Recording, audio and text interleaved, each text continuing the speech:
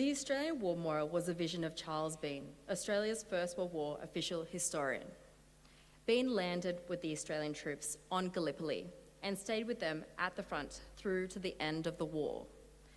The idea of this national memorial and museum came to him at Pozières, France, in the depths of the bloody fighting of 1916. Bean's idea was that this would be a place where families and friends could mourn loved ones buried in faraway places. It would also be a place that could help all Australians understand what these men and women had endured and what they had done for us. Bean's vision, to which we remain true, is best expressed as inscribed in the entrance to the memorial's galleries. Here is their spirit in the heart of the land they loved, and here we guard the record which they themselves made. Tonight, we'll read the story behind just one of those on the Roll of Honour, which lists the names of more than 102,000 men and women who have given their lives for us in war and operations for more than a century. But first, we present a lament, Flowers of the Forest. Wreaths of floral tributes will now be laid at the base of the pool of reflection.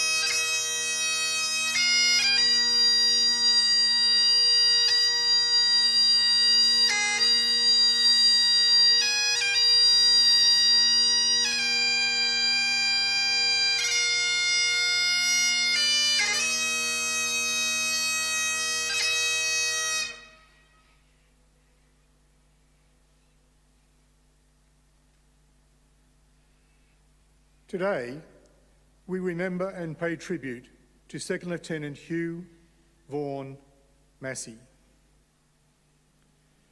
Hugh Massie was born in February 1893 near the town of Sale, Victoria, the son of Frank and Mary Massie. He had 3 sisters and 3 brothers, one of whom also fought in the First World War. As a young man, Hugh lived in Melbourne, in the eastern suburbs of Melbourne, where he undertook an apprenticeship as a baker. An active member of the Catholic community, he was involved with the new school established by the Brothers of the De La Salle Order in Melbourne.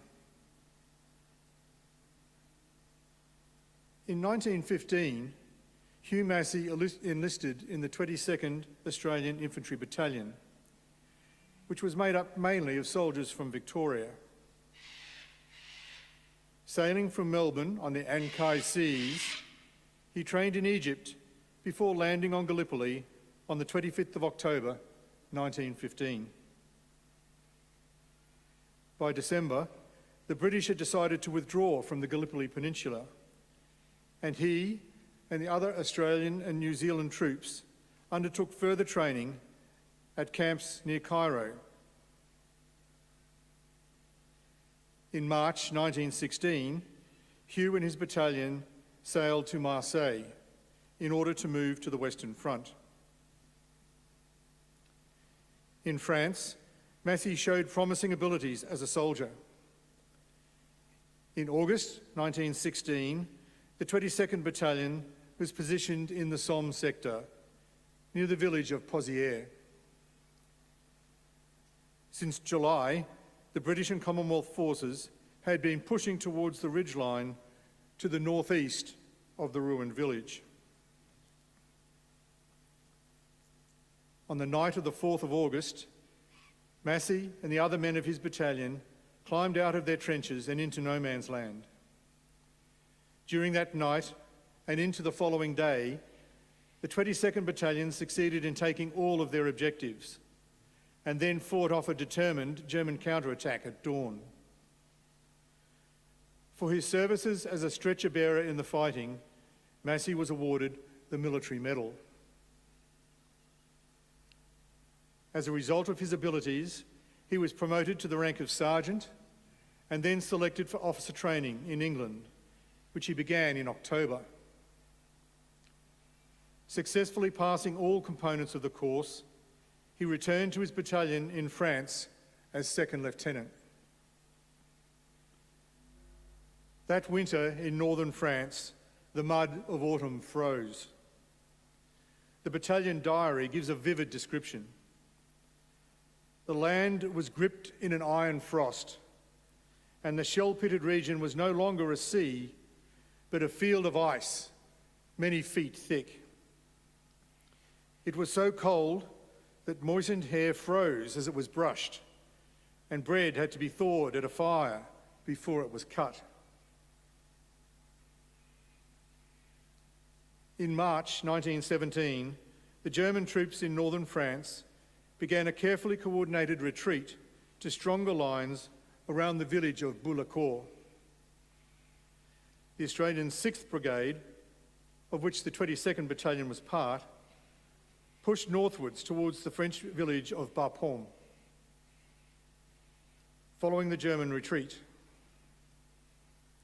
Along the way, the Australians encountered stiff resistance from the German rearguard forces. On the evening of the 8th of March 1917, Hugh Massie and two other men went into no man's land on patrol. They came upon a German bombing post and were all wounded. Massie was badly wounded.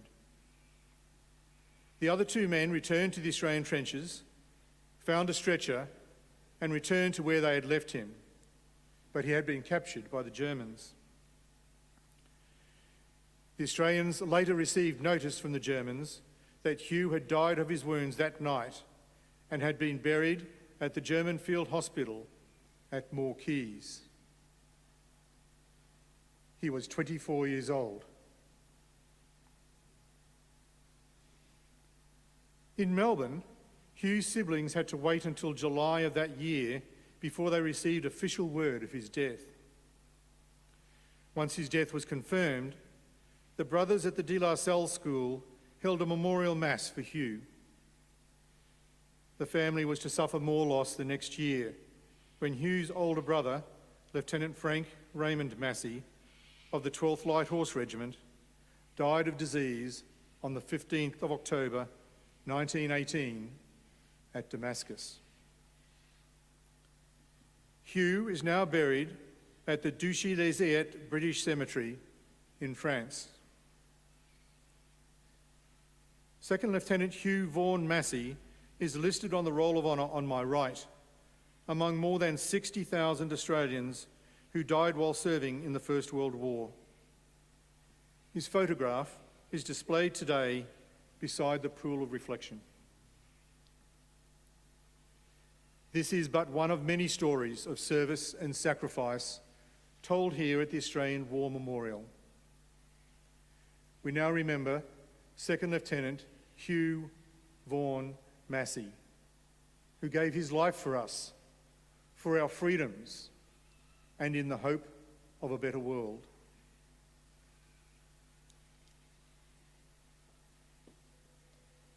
Please stand for the reading of the Ode and the sounding of the last post.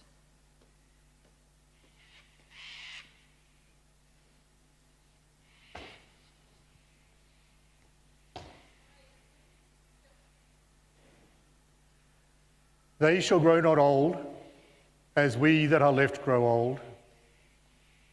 Age shall not weary them, nor the years condemn. At the going down of the sun, and in the morning, we will remember them. We will remember them.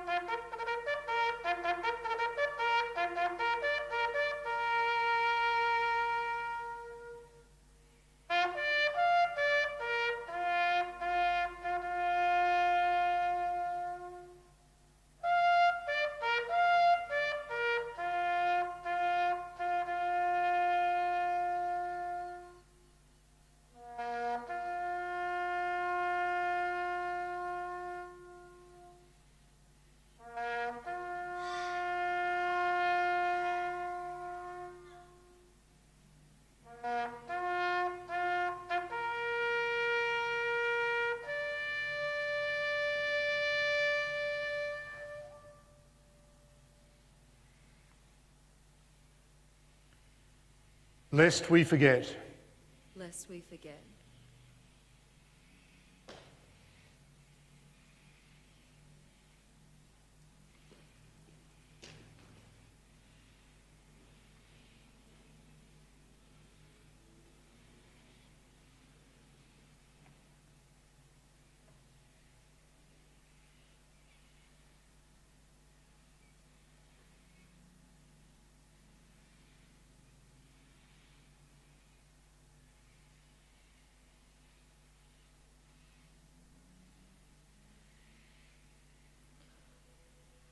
We leave you this evening with the words of the memorial's founder, Charles Bean.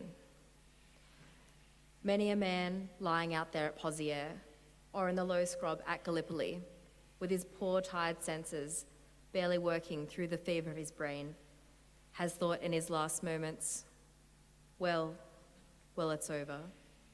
But in Australia, they'll be proud of this. Ladies and gentlemen, girls and boys, that concludes the last post ceremony. We thank you for visiting the Australian War Memorial and we wish you all a very good evening.